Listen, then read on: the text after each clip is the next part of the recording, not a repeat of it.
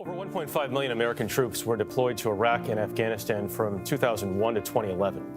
Many returned with visible scars of war, but for some their injury is hidden. Hey everyone, my name's Chelsea from the Hunter 7 Foundation, and I just wanted to say thank you very much for tuning in today and supporting the charity Twitch live stream in World of Tanks. So for those who don't know, Hunter 7 was founded in 2018 after my husband had mentioned a lot of his friends had passed away following service in Iraq. His team leader died from leukemia, his best friend from acute respiratory failure, and his sergeant major from a rare form of bile duct cancer called cholangiocarcinoma. And this is his sergeant major pictured here, Rob Bowman, whose call sign was Hunter 7, and that's where the name comes from. So in honor of him, we do our best to bridge the gaps between research, education, identifying risk factors early on, and providing preventative health based on their exposures.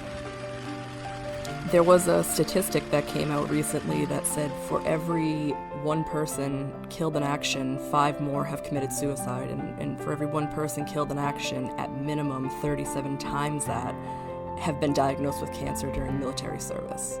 Unfortunately, a lot of them have passed away since then. And what most people don't understand is that it's not just burn pits, it's a variety of things. It's depleted uranium, it's gas exposures, it's tuberculosis, you name it. All of these things that add up. Because we're getting so many people back with these rare cancers in their 30s that they shouldn't. And a cohort of 40 or 50 people from a unit of 100 is so mathematically outside. Yes. Latest hero to receive the Medal of Honor faces a harrowing personal battle at home.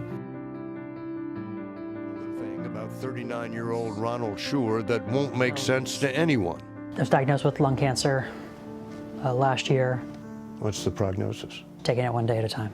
He's faced death before and knows exactly what he has to do. We're just giving this fight everything we can, just like the last one. For CBS This Morning, David Moore. To a story we first brought you last November. A former Marine we spoke with about burn pits and the possible impact they have on service members has died. Tonight, we look back at the life of Kate Hendricks Thomas, who lost her battle to cancer this week. And we take a look at the lasting impact she leaves behind. We have some sad news to share about a young veteran that we introduced you to this summer in a story about how burn pits threaten the generation of veterans that have served in Iraq and Afghanistan. Retired Staff Sergeant Wesley Black, who served in both of those wars with the Vermont National Guard, passed away over the weekend at just 36 years old. My name is Staff Sergeant Jeff Hogue, and I'm a SATCOM operator for the United States Army. My name is Joe. I was a Signals Intelligence Marine with 1st Radio Reconnaissance. Jonathan Dage, my friends call me JD. I was an 88 Mike, transportation in the Army Reserves. My name is Kayla Erkey, and I was a medic in the Army. Matt Cable, Security Forces, United States Air Force. 2017, 18, and 19, I was deployed to Syria in support of Operation Inherent Resolve.